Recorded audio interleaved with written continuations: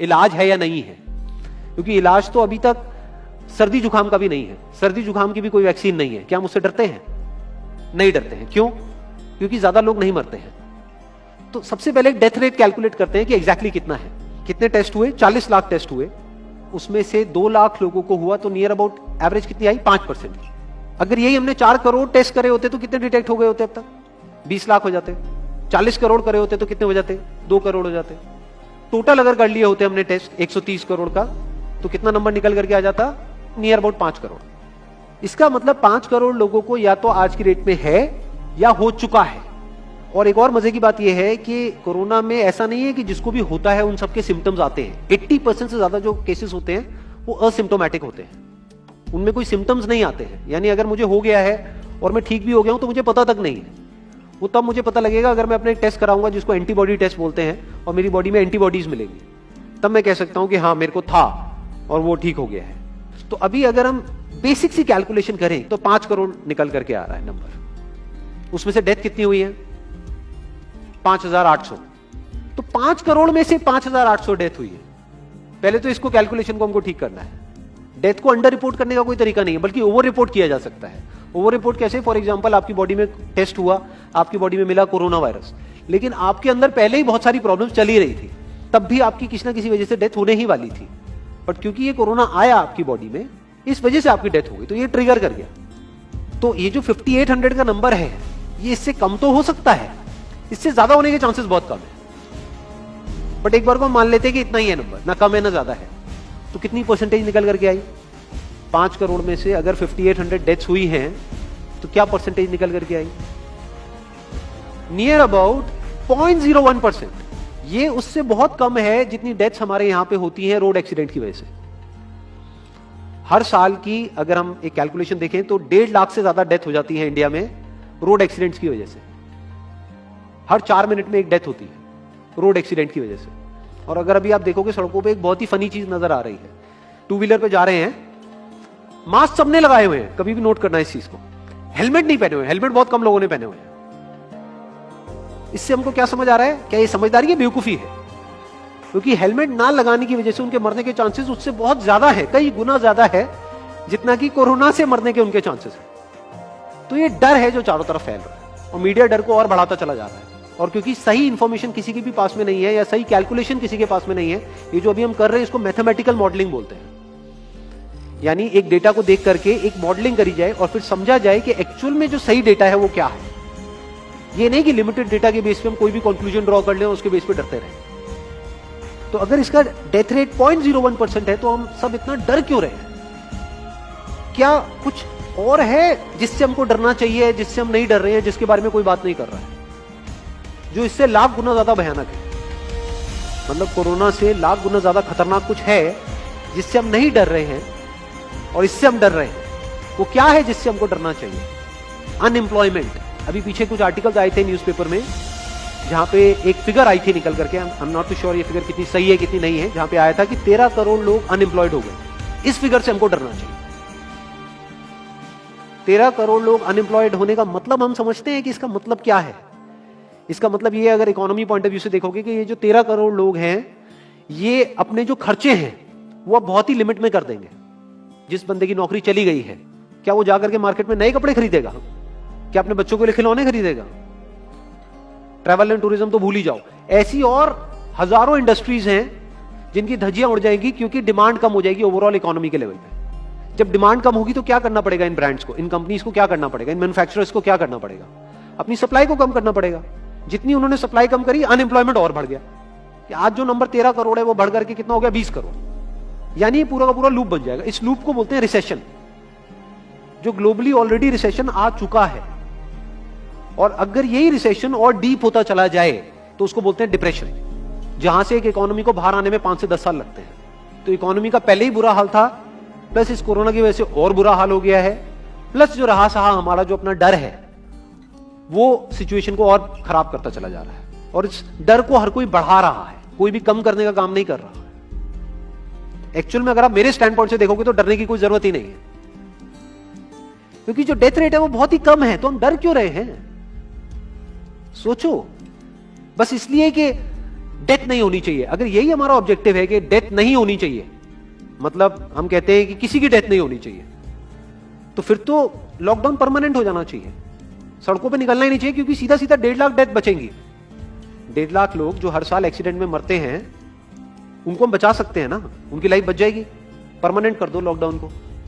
कैसा है आइडिया?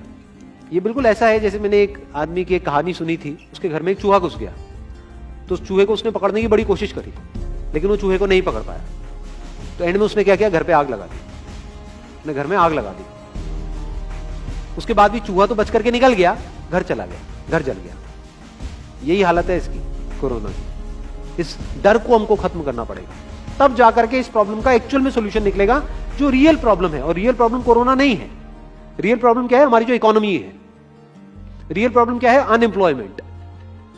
तो इस वीडियो के थ्रू मैं अपनी एक हम्बल रिकमेंडेशन देना चाहूंगा गवर्नमेंट ऑफ इंडिया को, या जो भी लोग एक पर्टिकुलर पोजीशन पे हैं उन लोगों को, कि हमको टेस्ट करने कम करने हैं, टेस्ट बढ़ाने नहीं है। अभी हम गलती क्या कर रहे हैं? टेस्ट बढ़ाते चले जा रहे हैं, जिसकी वजह से केसेस बढ़ते चले जा रहे हैं, जिसकी वजह से डर बढ़ता चला जा रहा है। गवर्नमेंट क्या एक क्राइटेरिया नहीं बना सकती कि जो क्रिटिकल केसेस है बस उन्हीं का टेस्ट करो, क्योंकि उन्हीं को हॉस्पिटल में एडमिट करने की जरूरत है, तो उन्हीं का टेस्ट होना चाहिए ना। जो वैसे ही ठीक हो रहे हैं, अपने आप ही ठीक हो रहे हैं, जिनको माइनर सिम्टम्स हैं और वो खुद ही ठीक हो रहे हैं, उनका टेस्ट करने की क्या जरूरत है? उससे तो पैनिक और बढ़ेगा। अगर टेस्ट कर भी दिया तो हम करने क्या वाले हैं? उनको क्या हॉस्पिटल में एडमिट करने वाले? नहीं, घर पे क्वारंटाइन करने वाले हैं। अभी जो क्वारंटाइन वाला फंडा है, ये भी जब बेस छोटा होता है तब तो काम करता है, जब करोड़ों में हो जाता है तब काम नहीं करता है। मैं अगर एग्जांपल से समझाने की कोशिश करूं, जो मेरी थॉट प्रोसेस है उसको, इमेजिन करो एक ऐसी सिचुएशन है कि हमें घर में है और चारों तरफ से बाढ़ आई हुई है, और ये जो घर है हमारा वो ऐसा है, इसको इमेजिन करो जहां पे हजारों दरवाजे हैं। तो हम क्या करें, इसमें से एक दरवाजे को पकड़ लें और उसी को पक्का करते चले जाए। ये है क्वारंटीन, और बाकी के हजारों खुले पड़े। एक को हम पक्का करते चले जा रहे हैं क्योंकि यहां से पानी अंदर नहीं आना चाहिए। इंडिया की पॉपुलेशन क्या है? 130 करोड़। टेस्ट कितने हुए हैं अभी तक? 40 लाख। डेली के कितने हो रहे हैं? 1 लाख। महीने के कितने हुए? 30 लाख। साल के कितने हुए? 3 करोड़ 60 लाख। तो यानी कि अगर हमको सबका टेस्ट करना है तो कितने साल लगेंगे? 36 साल। तो जब हमको दिख रहा है साफ साफ कि हम सबका टेस्ट कर ही नहीं सकते, तो हम टेस्ट क्यों बढ़ाते चले जा रहे हैं? या तो सबका टेस्ट करो और सब में से सबको देख करके सबको क्वारंटाइन कर दो। ये बिल्कुल ऐसा हुआ कि वो जो घर है जिसकी मैंने अभी बात करी, या तो उसको हर तरफ से सिक्योर करो कि अगर उसके 1000 दरवाजे हैं तो एक को बंद मत करो, सारे बंद कर दो। तब आप कह सकते हो कि यहां पानी अंदर नहीं आएगा, कि हमने 130 करोड़ लोगों का टेस्ट कर लिया है, उसमें से केसेस निकल गए हैं 6 करोड़, और 6 करोड़ को हमने क्वारंटीन कर दिया है। अब ये आगे नहीं फैलेगा, अब 6 करोड़ से 10 करोड़ पे नहीं जाएगा। बट हमने टेस्ट ही करे 40 लाख, जिसमें से केसेस आए 2 लाख।